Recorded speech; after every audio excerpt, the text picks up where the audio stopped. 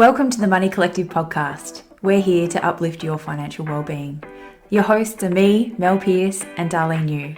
We are the co-founders of the Money Collective, and together we have over 50 years of finance and banking experience. We provide the tools, information and guidance to better understand your money and feel confident making money decisions.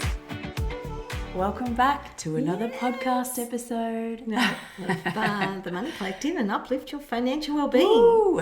Yeah. Alrighty. So I'm going to get stuck into my truth for today. So mine is all around just this resilience planning, goal planning, setting priorities for us as a family, just because everything has not, I suppose, been as smooth sailing for us as it has been in previous years. So yeah, because Percy, he needs to have an operation and we're still planning our holiday away, and yeah, it's made me think a lot around when you have all of this back to back, what happens in the future when things don't go to plan. So yeah, whether my resiliency plan was good enough, I suppose, because I'm one of those futuristic thinkers who thinks everything's rainbow and sunshines all the time. So, whether I need to be a little bit more conservative, because we didn't have private hospital cover, and I cancelled that. So, yeah, we've got to sit down on the weekend and work out whether that's something that we continue, because it's something that I've signed up for, or not. And if we don't, then it's like having a really good solid plan around that, you know, and making sure that our backup money is enough to cover things like that for when we need it. Yeah. So, just setting those priorities for the year ahead, really, for us as a family, you know, what comes first. Yeah. Yeah, because there's a lot in the unknown for us too. We don't know the timing of the operation, and then how long we're going to go away for. Still haven't booked those tickets. So we just really need to have a good plan for 2024. And then beyond that, it's like, what does life look like beyond that? Yeah, I think that's great. It's like that, it is that real planning session with the family too. I mean, I think that will be awesome conversation and get yours and Percy's point of view. And we've done it before, but maybe I haven't really put that much. Like I stick more to goals rather than resiliency, like that backup stuff.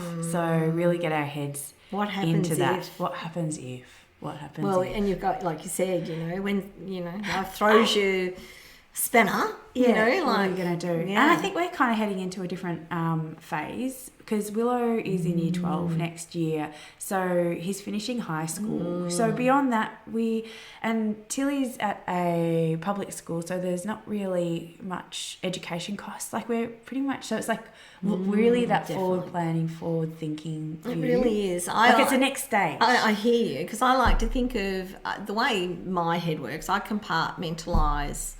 It's like those life periods. So I've got, for me, if I, compare, so Lily's 12 and she finishes school in 6 years. So for me, that is the plan when I think of now. Yes. And then it's after that will be the next milestone. So then Dennis turns 60, right? Yes. So then I'll think about that. And I'm, sorry if I'm moving my hands on the desk. So, I think it is, really good to, and that also helps you think about the now that you want to deal with, but also the future. Totally. And future can be, what we want, but also what if. Totally. And I think I have a bit of fear because we haven't done the planning, and that's what this is all about, because you sit down and then you can move on and go, right, got a plan for it. But the plan still needs to take effect, so it kind of takes time if you're not in, because I think that we've got work to do to get into that place where, because I think we've always been in that place where, oh no, everything's okay, but now we've got to rebuild a little bit more, because we're going to deplete a lot of our backup resources this year. And there's that, like the safety isn't there. So I just, so the planning is one stage, but then it's actually doing the journey through it. So it'll be interesting. Life isn't all sunshine and rainbows, but I do want sunshine and rainbows through all of this too, so it is good. Yeah. Well, that's why you plan as well, and it might not be smooth all the time, but if you plan for sometimes not smooth, then it'll feel smoother. That's right. It will. Yeah. And I'm so glad that I have a place to talk about it as well. Yeah. I just imagine if I didn't, then yeah. I think that conversation could be so great. And when I've said this before, when I do goal planning with my husband, that's the bit he likes, and he feels like he's part of what we're deciding and conversation. And I actually think it helps us connect. It does. So yeah, that will be, good luck. I think that will be great. And then you can, and the other thing is, it's really good just to think about, like you're 40. That's not very old. Okay. I know. I reckon it's the best years are all ahead of me. Yeah, that's right. Wisdom, but what you can, all those, you've got plenty of time to build that back up, is what I'm saying. Yes. Very good. Cool.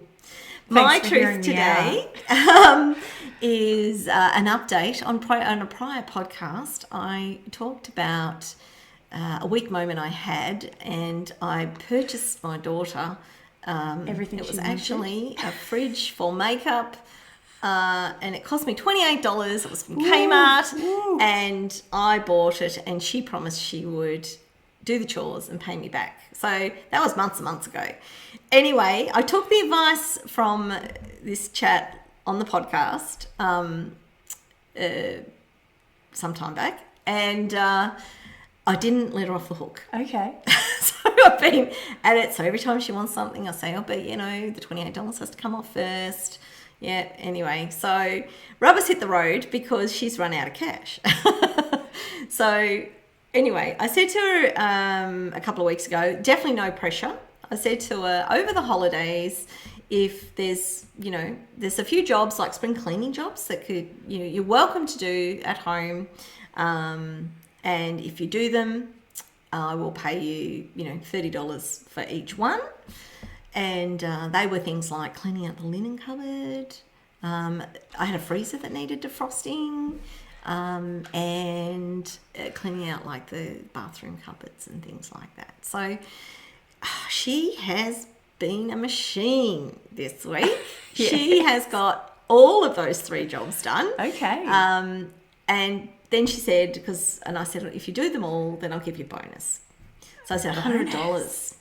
Okay. So then I said to her, but remember the $28 has to come off the $100. Incentives. KPIs and incentives. I love this. Oh, yeah. That triggers me. But she really wants. It is the system you've just set up. And it worked. That's a story for another day. Yes. And look, it is her driver. So 2 things out of the exercise: that understanding your individual children, if you're doing this, is really, really important, because what works for one will not work for another, or even people in general. It's not just kids.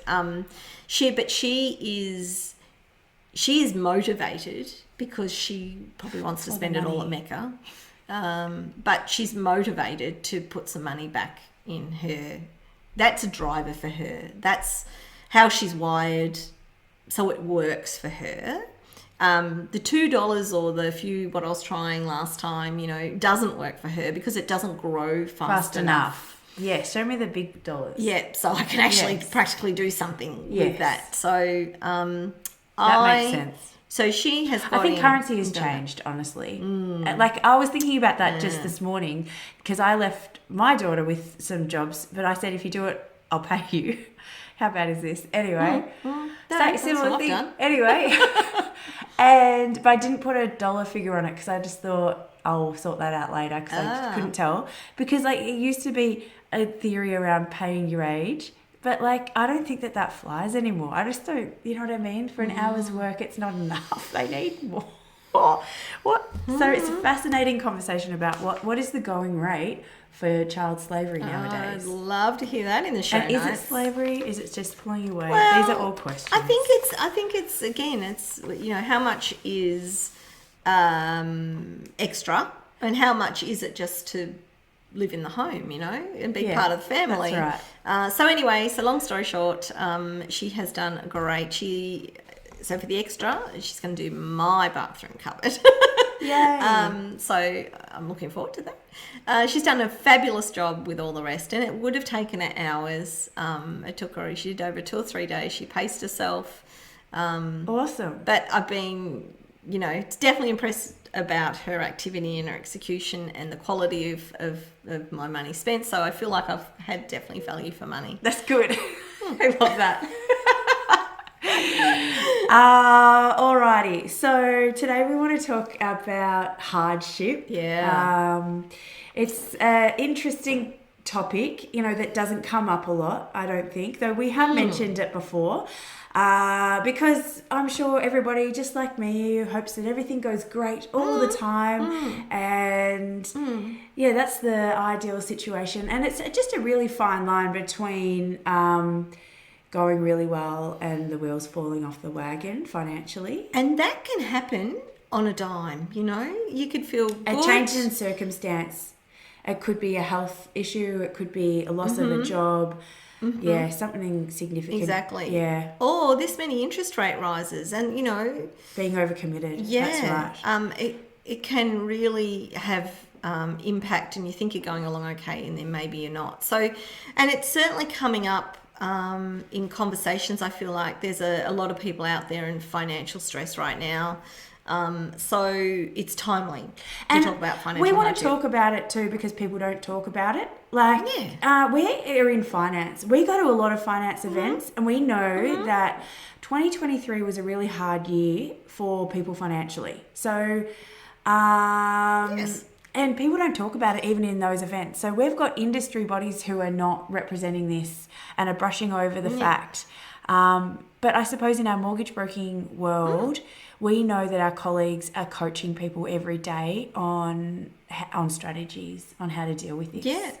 And so if you are feeling the burden of things getting on top of you with finances, we hope that this podcast episode is helpful for you. And even if it's not for you, then for maybe someone around you to help strengthen a conversation, because we need to learn how to talk about this topic. It just goes with money in general. People don't want to share when money is tough and it's hard. And then if you're not doing that, then you feel really isolated. It's super important. If we're ever going to change the stigma about money in our society, people have to talk about the goods, the bads, share education, not from an ego perspective, the whole lot. And we're not talking people who you might think are already on the bottom of the rung. This is everybody. Because once we start living our lifestyles and we start committing to things, it's really hard if something comes unstuck to maintain that. So it could be, the wealthiest person that you know could end up in a situation of dealing with financial hardship. Exactly. What you see on the outside might not be what's going on really for them. So, so the more conversations you can have in a supportive, environment, or for friends or yourselves, find those people, have those conversations and see where it takes you. Because if you start, they might also be feeling the same way. Yeah.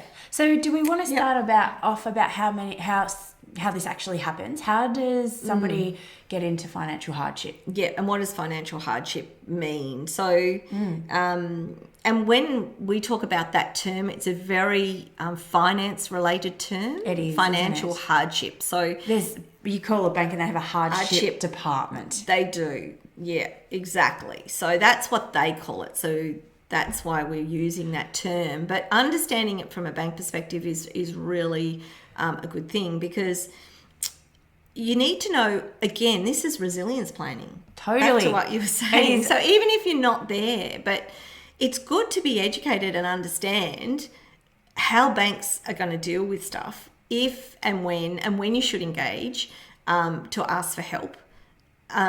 Or not, because I think that is one of a key barrier for people. Yeah. Gosh, if I ring my bank and tell them that I, might not be able to pay my mortgage in a few months' time, then what are they going to do? And that's the true know? definition of what hardship is. Hardship is not being able to make the repayments on a loan that you have. Yeah. Not being able to. From a bank perspective. That's right. You can't meet your commitments or the commitment you've made in a loan contract. Yeah.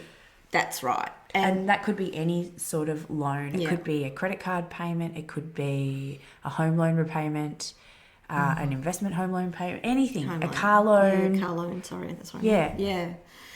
Exactly. So you need, and just to put this one to rest, there are lots of regulations that support you in banks having to treat you well. They're not going to sell the house from under you as soon as you let them know. In fact, that's the last thing that a bank will want to do because they might not get their money back. So even commerciality, they don't want to do that because it's not good business for them. It's also not a good look for them if they are doing fire sales and foreclosures. Definitely. No. Definitely. It means that everything's exhausted and that would take months and months and months and, maybe years before you would ever get to that point. So the best thing that you can do if you think that you're not going to be able to make a mortgage repayment is not wait till it happens and get ahead of the curve. And if it's beforehand, then I would recommend, if you absolutely know that it's going to happen and it hasn't happened yet, you ring your bank and they have, as Mel said, a hardship team, and you would make contact with them and start talking with them about what you need. You're going to be much better placed in that conversation too if you've already done your numbers and you know what this means, and if you've got a bit of a plan for the future, but it might take a little bit of time to implement. So coming back to our 8 steps in a previous podcast, if you haven't listened to that, just to get an overview of how to go about it, that might be helpful. Yes, definitely. But it's this resilience piece. So like before you get to the stage where you're ready to call the bank, you need to have done all that planning that you said and mentioned about. And what other resources have you got to draw on? So you need to really understand your full asset and liability position. So like assets, liabilities, income and expenses, that is your financial position that you need to really understand in this stage. We don't want to just jump to conclusions and go to call the bank and say, oh no, I can't do it. We really need to fully sit down, understand that position that we have. What resources do we have to draw on? So we need to look at internally within your own financial structure, what you've got to draw on. So you might have other backup resources available to you. You might be able to sell something, or you might be able to increase your income. You might be able to go back to work. So what are the things that you can influence in your sphere of influence that can change this situation? So we want to be doing all of those things first and changing the current situation. So that you can either reduce the debt, get rid of it altogether, or increase your income or reduce your expenses. So you want to be looking at all 4 of those areas to see what it is, and that's how you build the plan. So once you've got a really good picture of your situation, what you can and can't change, that is going to show you how long your money's going to last for. That is the plan that you go and take to the bank. If you realize that at this point in 3 months' time I've exhausted everything, you want to be calling the bank now and making those plans and arrangements with them.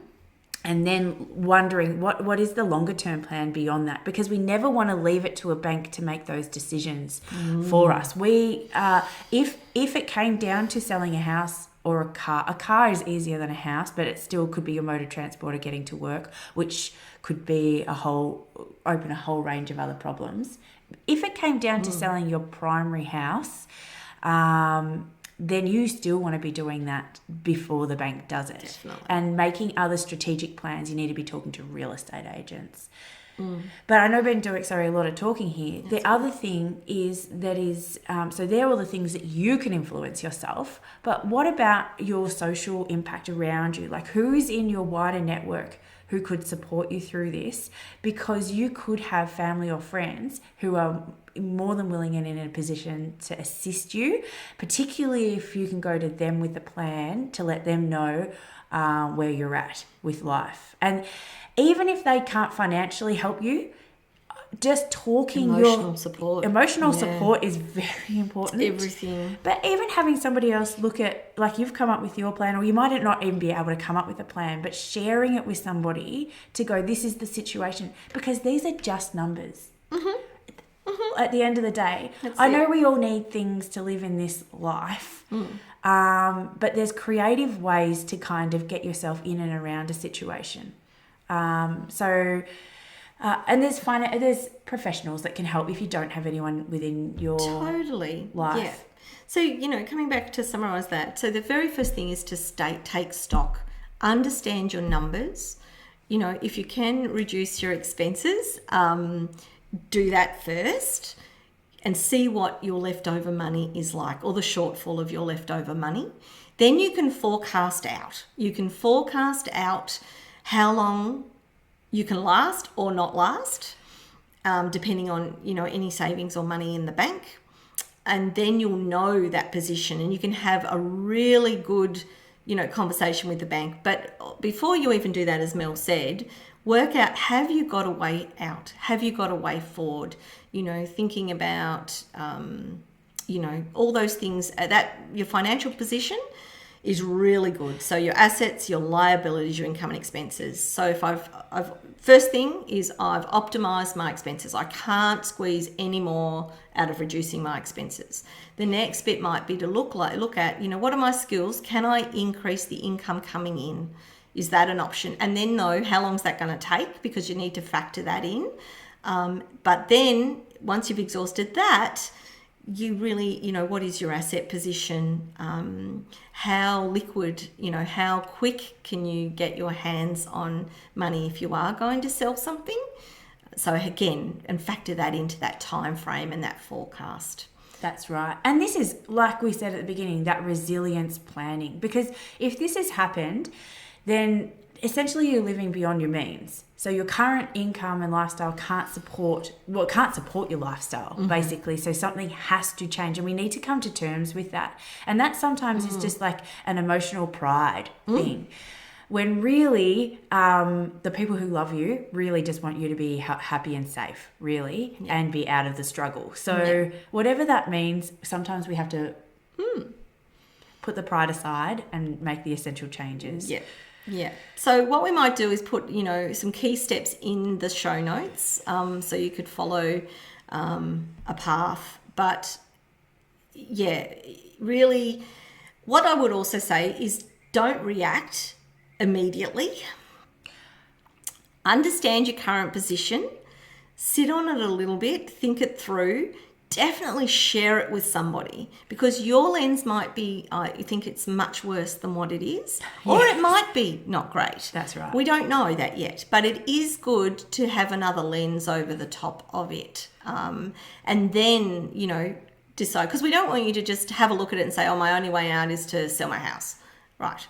And unless you've really thought that through, because there could be so many other things you can explore before you get to that point.